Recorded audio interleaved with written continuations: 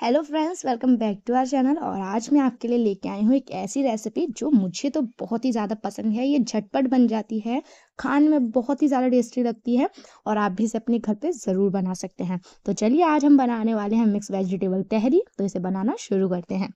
तो उसके लिए मैंने यहाँ पे दाल लिया है और चावल लिया है। दाल में मैंने लिया है अरहर दाल, चना दाल और थोड़ा मूंग दाल, और ये बासमती राइस लिया है जिसे मैंने भिगो के रख दिया था पहले ही। अब चलते हैं अपनी कढ़ाई की तरफ। तो कढ़ाई मैंने यहाँ गरम कर लिया है और जैसे ही कढ़ाई गरम हो जाए उसके बाद इसमें डाल देते हैं ऑयल, 2 बड़े चम्मच के लगभग।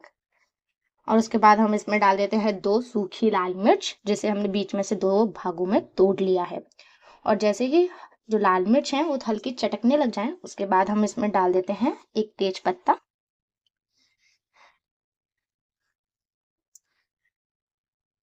अब हम उसके बाद डालते हैं आगे के इंग्रेडिएंट, कुछ साबुत मसाले। जो खड़े मसाले होते हैं वो, जैसे बड़ी इलायची, छोटी इलायची, काली मिर्च और लौंग। उन्हें डालने के बाद जैसे ही वो हल्के हल्के से यहाँ पे रोस्ट हों उसके बाद डाल देते हैं आधा चम्मच के लगभग जीरा और आधा चम्मच के लगभग राई यानी कि सरसों के दाने। और उसके बाद अब हम इधर डाल देते हैं लंबे लंबे स्ट्रिप से इसमें कटा हुआ अदरक। आप चाहें तो बारीक काट के भी डाल सकते हैं। कटा हुआ प्याज। उसके बाद हम यहाँ पे डाल देते हैं हरी मिर्च। मैंने बड़े बड़े टुकड़ों में हरी मिर्च काटी हैं, आप भी बड़े बड़े टुकड़ों में ही हरी मिर्च को डालिएगा। और उसके बाद अब हम इन सभी चीज़ों को अच्छे से भून लेते हैं, अच्छे से पका लेते हैं जब तक कि जो प्याज का कच्चापन है हल्का सा कम ना हो जाए। और अच्छे तरीके से इन सभी इंग्रेडिएंट को पका लेने के बाद अब हम इसमें डालते हैं काजू। काजू को मैंने 2 भाग में यहाँ तोड़ लिया है और यहाँ पे 10 से 12 के लगभग काजू मैंने डाल दिए हैं। और उसके बाद मैंने यहाँ डाला है कटा हुआ टमाटर। और अच्छी तरीके से अब हम इन चीज़ों को आपस में मिला लेते हैं।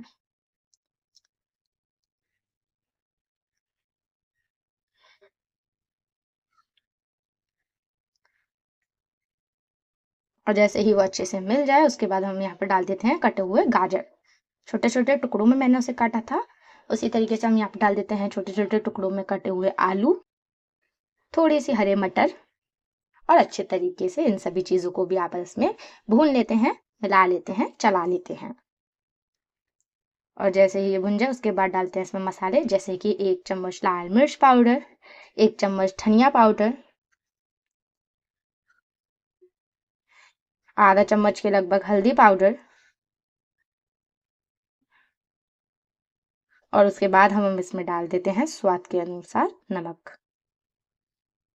और अच्छे से इन सभी चीज़ों को हम मिक्स कर लेते हैं, सभी इंग्रेडिएंट को आपस में मिक्स कर लेते हैं, जिससे सभी इंग्रेडिएंट मसाले में अच्छे से कोड हो जाए, अच्छे से मिक्स हो जाए। और एकदम धीमी धीमी आंच पे से हमें पकाना है। और उसके बाद जैसे ही ये पक जाए उसके बाद हम इसमें डाल देते हैं जो दाल और चावल का मिश्रण था भिगोया हुआ वो। और उसे अच्छे से यहाँ पे डाल के इसे पका लेते हैं अच्छे तरीके से और चला लेते हैं 2 से 3 बार लगभग अलट पलट करके, जिससे जो चावल का और दालों का मिक्सचर था वो सारी वेजिटेबल्स के साथ अच्छे से मिक्स हो जाए। और उसके बाद 1 से 2 मिनट के लगभग इसे चलाते रहना है, जिससे अच्छे से सारी चीज़ें मिक्स हो जाए। अब उसके बाद अब हम इसमें डाल देते हैं पानी। पानी की क्वांटिटी जितनी चावल हो उससे डबल आपको पानी की क्वांटिटी रखनी है। जैसे कि अगर आपने 1 कप के लगभग चावल लिए हैं तो आपको 2 कप के लगभग पानी का इस्तेमाल करना है। और उसके बाद पानी डालने के बाद इसे अच्छे तरीके से यहाँ पे हम मिला लेते हैं। और जैसे ही पानी डाल के हम इसे मिला लेते हैं और अब इसे ढक के पकाते हैं 5 से 6 मिनट के लगभग, लो टू मीडियम गैस फ्लेम के बीच में। और उसके बाद ये जो होल है ना, आप उसे बंद कर दीजिएगा। अब यहाँ पे 5 से 6 मिनट हो चुकी हैं और हम अपने चावल को चेक कर लेते हैं कि ये तहरी जो है वो पकी है या नहीं।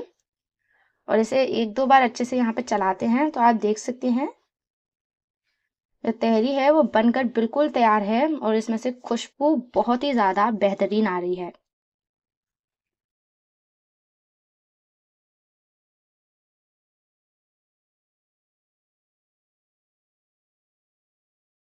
और उसके बाद जैसे ही ये पक जाए उसके बाद हम इसमें डाल देते हैं आधा छोटा चम्मच के लगभग गरम मसाला और उसके बाद कटा हुआ हरा धनिया।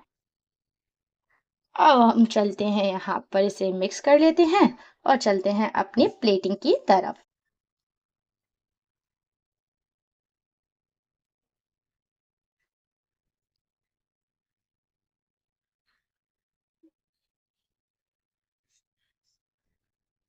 तो ये लीजिए, बहुत ही झटपट तहरी बनकर तैयार है, जो मेरे परिवार में तो सभी को बहुत पसंद है। और शर्त है कि जब आप इसे बनाएंगे तो यह आपके परिवार में भी सभी को बहुत पसंद आएगी।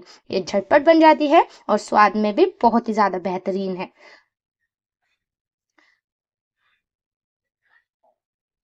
यहाँ पर हम कुछ प्याज के छल्ले और नींबू रख लेते हैं। यकीन मानिए, अगर आप इस पे नींबू और चटनी डाल के खाएंगे तो इसका टेस्ट बहुत ही ज़्यादा बढ़ जाएगा। तो ये लीजिए, बनकर तैयार है तहरी। खाइए, परिवार में सभी को खिलाइए। मेरे चैनल पर न्यू है तो सब्सक्राइब करिए स्वाद की रसोई official and like this video.